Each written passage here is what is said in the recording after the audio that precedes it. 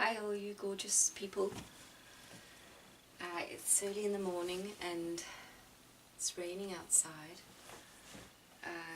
Just done my morning prayer and I feel God is asking me to say something, and it's very much just out of what's happening in my own life. So I don't really know what I'm going to talk about exactly, but I feel it's about love, of course, because that's what all there is. And it's about spiritual awakening, how we are all awakening, and the difficulties there are as we go. So, just going from the last video I made about where I was sitting by the fire, I was talking about the self-criticism I have, and how when we are living in our ego, the false self, which we have been used to for so long, which is dying now, when we are using that part of our mind still, everything is put into boxes. So you have the bad people, the good people, the bad parts of me, the good parts of me, and it's all in boxes. It's all separated, and that's the order that keeps you safe. And that's what we've been doing for thousands of years or whatever. And moving away from this way of thinking is very difficult. It's not something you just do overnight, because it's deeply ingrained in our system, and because many people are doing it around us, you get caught in it's like this trap that catches you all the time. So when we awaken, we realize this is not fruitful, it's not joyful, it's not healthy either, to keep separating things. And so after I made that video, God showed me this image, and he said, when you look at yourself, how you have been in your life, and you use the box method, you can find all these things. You separate it all up in the good and bad. And he showed me on my right hand all these boxes of the good and bad. And on the other one, he showed me a water lily. And he said to me, "Who are you?" And it was very beautiful, because of course I'm not that one. I'm not a whole lot of boxes of good and bad. I'm the water lily. So whatever I have said, whatever I have done, wherever I've not done enough, I've done too much, said too little, being too domineering, being too passive, whatever, I'm still the water lily. I'm beautiful, and so are you. We are who we are, and whatever we did in the situation when we had children or whatever it was, we did for a reason, and we're not meant to go and analyze it and dissect it and put it into boxes, because that's not the way life works. We are meant to just love it. Just pour our love onto who we were, and of course who we are. So moving away from this is good, this is bad, why did I do this, why didn't I do this, all this judgment, and just saying life is, I am who I am, and I'm here as a student, I'm here in a process of learning, therefore I do things that are not very beneficial many times, and that's the reason why I'm here, because I'm learning.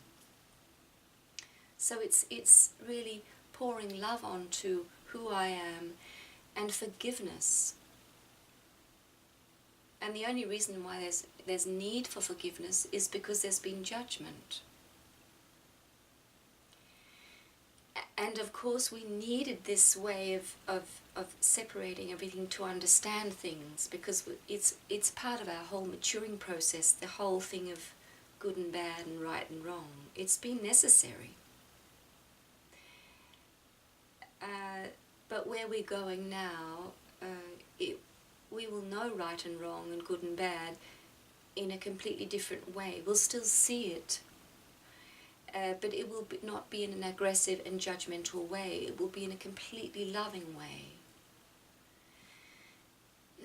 So we won't just be these blobs, just accepting everything and not being assertive and wishing to refine ourselves, because we'll still be growing. We just won't be judgmental. So that was a very beautiful image God showed me. And the whole thing of simply pouring our love into everything, I think, is a very powerful thing also. Just have a bit of tea. And I mean, we all have our daily lives. We have our work and home and family, relationships, whatever we have. And we can't be doing this inner work all the time. But as I see it, it's very necessary that we start to really take time during the day, preferably every day, to do inner work. Or you can call it inner loving, inner healing. And so what I was going to say, when we start to awaken, we start to change. And it's huge. It's a huge process, because we're moving away from our old way of being and into a new way of being us. And so many things start to change, and we also start to wish to be with no one. Well, that's, I think, very typical. You wish to be more alone. And there are people, for many of us people, we just can't see anymore because it just feels very uncomfortable. And often it's people who are very caught in their ego and often not very kind to us. And for my own situation in my own life, I really tried to be myself in this world, and also to make all these relationships work. And I realized at a certain point that people were very nasty, actually, and very caught up in their ego. And it was just actually very painful often to be with people. And so I really had to get very firm and to really stand up and say to myself, I won't do this anymore. This is just so painful. Because it's really just people pulling each other down all over the place. We're not getting anywhere. Because the forward movement has always been really important for me. I wish to feel loads of love in my life. Love is just so important, to be expressing and to be feeling. And the forward movement. And some people just don't want to move forward. They like to just go more or less stand still. And I just can't have it. I feel I'm wasting my time. I'm only here on earth for a certain amount of time, and I wish to feel I'm moving forward, and I wish to feel alive. I wish to feel I'm growing and I'm alive like a plant. I wish to feel like this plant. Absolutely amazing. We'll have a closer look at you, little plant, one day, very soon. So we're here, we're alive, we're growing, and that's really connecting with your soul. Your soul is alive, and it wishes to make your body completely alive. Your physical world, your physical life, your physical existence completely alive. That's living in the soul. You feel deeply alive. And love, it just fills up everything in your life, because that's what is. That's who you are. The true you is love. The true you doesn't hold anything that isn't love. It's just love, pure love. In all sorts of different shades and forms, colours and expressions. So when we start to change, to go into this this work, this new way of being, you just more or less step onto a path that is the path of the soul, the path of God, the path of life and awakening. If there were people who didn't like you before, there'll be more now. And I feel this very strongly, and they say that the more you move into the light, the more people are going to hate you. And it's very close, very love, people that you've been very close to, and that who you love very much, who will do this. And it's part of the training, because it's not easy. The path of the heart, the path of God is not easy. And so it forces you, this hatred coming towards you, it forces you to stay deeply centered all the time. You can't just drift around and, I'll get there one day type of thing. No. It's gonna really, probably for some more than others, it's gonna really keep you fine-tuned. And it's really, I mean, you just love people to come and knock on your door and just bring you flowers and say, I love you so much, and you're so special to me, and see you soon, my friend, or whatever. You enrich my life. You love people to say that to you, but they don't, because they're in pain. And they have not stepped onto that path yet, so they just don't know what you're doing. It seems stupid. You're just mad in their eyes. But it is really God calling us away from the fellowship that we were in before, which we realized was not really very joyful anyway, and to be with Him, because He wants you to cleanse your heart and do this. It's a huge cleaning process that God wants you to go through. And as I've said many times before, when we clean ourselves, we clean the earth. We heal the whole universe. So, then I got this picture this morning with the house, how you can see yourself as a house. Because it does seem very abstract, the whole thing of cleaning up my life, cleaning up my heart, cleaning up myself. How do I do this? And for the first long time, it's really just going into prayer, being deeply kindful to yourself, nurturing yourself, just seeing that there's been so much unkindness in your life, and you just flood yourself with love and kindness. And become present, to really allow yourself to just be here. And as I was just saying in my prayer before, and I feel it's God speaking with my voice, or sort of guiding me to say this, that God, when I'm in this now, I feel you more. When I'm in this now, I feel myself more. When I'm in this now, I feel your love more. When I'm in this now, I feel my love for you more. So being in this now is the foundation for the whole journey. Keep stepping into the now. And this way we become softer, we become purer, and we become stronger. That's a strange thing. We become very, very, very sensitive and very, very soft and very loving, but at the same time immensely strong. Because love is the most powerful power there is. It's a completely new way of being. So, as we move deeper into this, we wish to start sort of getting out the cleaning gear and really going into what is it that I need to clean out. And this image of the house, I think, is very helpful.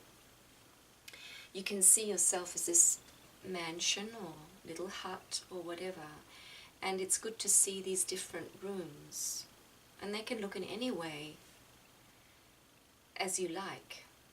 I just sense these 6 rooms in my home that is me, my being.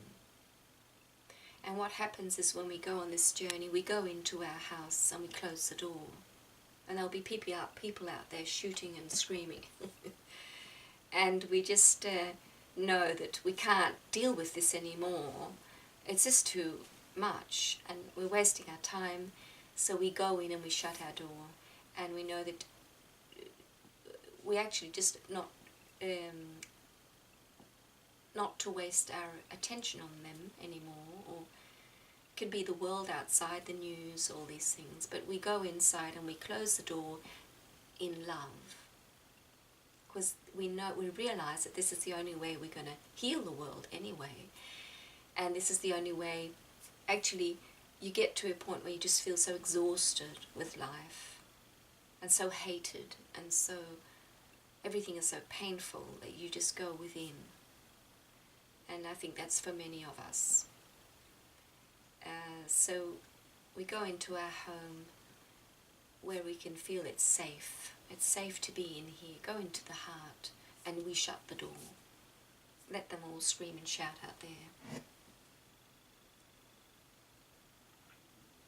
And say to ourselves, it's not, before we were looking for their approval so that we could feel good, and we realised you're never going to get it anyway. So why not just shut the door and start giving yourself approval? So here we come to the whole thing of pouring your love onto everything.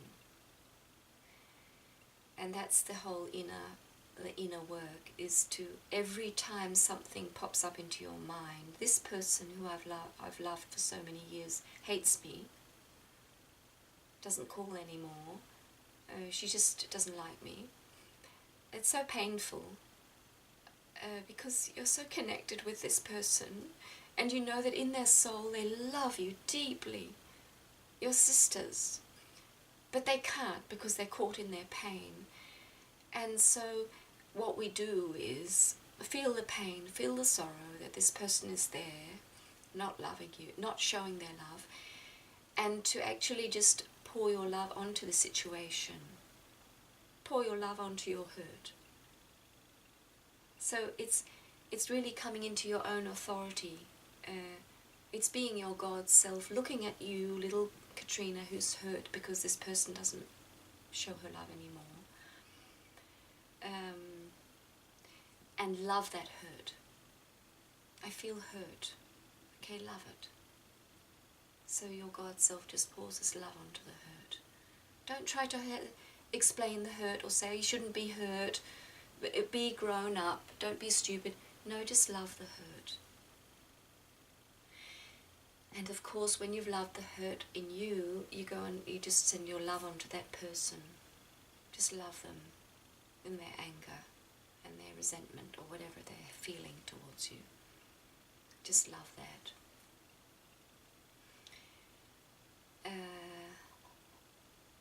So really taking time to just say, okay, I'll go into the situation, I'm feeling this hurt, and bathe this hurt in love. Allow the hurt to be there. And it might be there for a day, it might be there for a year. Just allow that hurt to be there and send your love onto it. Because very quickly we go into the ego way of fixing things and organizing things. And if we come back to the lotus, which is me, which is you, we go away from the box. You shouldn't be feeling hurt, that's in the bad box.